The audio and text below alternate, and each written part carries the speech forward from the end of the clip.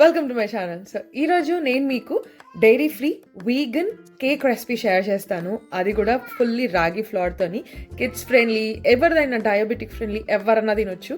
Dates and bananas use చేశాను sweetener కోసం. చాలా చాలా బాగుంది. కేక్ కన్నా ఇది కొంచెం ఫడ్జ్ ఆర్ బ్రౌనీ అనొచ్చు. చాలా టేస్టీగా ఉంది.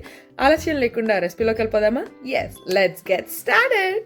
ఫస్ట్ ఒక బౌల్లో 2 రైపెన్ బనానాస్, అంటే పండులాగా ఉన్నవి మాత్రమే తీసుకోండి. 2 చిన్నవి తీసుకొని మంచిగా స్మాష్ చేసేసుకున్నాను. దాని తర్వాత డేట్స్ పేస్ట్ వేసుకున్నాను. అది ఇంట్లోనే చేసుకున్నాను. డేట్స్ సోక్ చేసి దాన్ని గ్రైండ్ చేశాను అనమాట.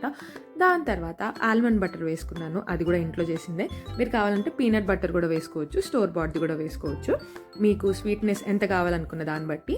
అండ్ 2 టేబుల్ స్పూన్స్ వరకు నేను ఇక్కడ కోకో పౌడర్ వేసుకున్నాను. కోకో పౌడర్ ఎంత వేసుకుంటే అంత మంచి టేస్ట్ వస్తుంది. ఫస్ట్ ఇవన్నీ స్వీట్నర్వి అన్నీ మిక్స్ చేసేసుకోవాలి.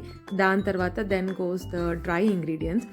Baking powder, baking soda, 2 tablespoon oat flour వేసుకున్నాను. దానివల్ల కేక్ అనేది ఇంకా కొంచెం స్మూత్ టెక్స్చర్ వస్తుంది.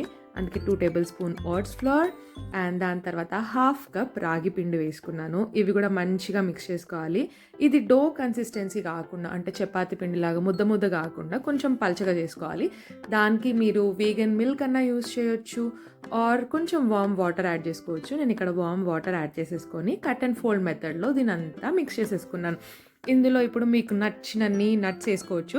నాకు ఇప్పుడు కట్ చేయడం బద్ధకం కాబట్టి ఓన్లీ క్యాషూ నట్స్ వేసాను అనమాట. మంచిగా క్యాషూ నట్స్ చాలా వేసుకొని ఇదంతా మళ్ళీ ఒకసారి కట్ అండ్ ఫోల్డ్ మెథడ్లో మిక్స్ చేసుకోవాలి.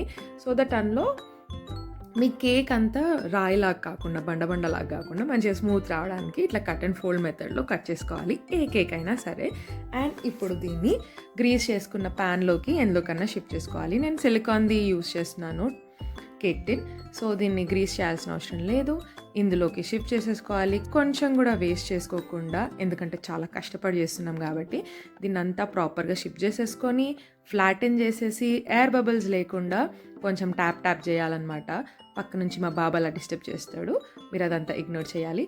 ట్యాప్ చేసేసి ఎయిర్ ఫ్రైయర్లో 160 degrees దగ్గర 20 minutes బేక్ చేస్తే యమ్మీ కేక్ రెడీ. మీరు కూడా తప్పకుండా ట్రై చేయండి. యుల్ థ్యాంక్ మీ లేటర్.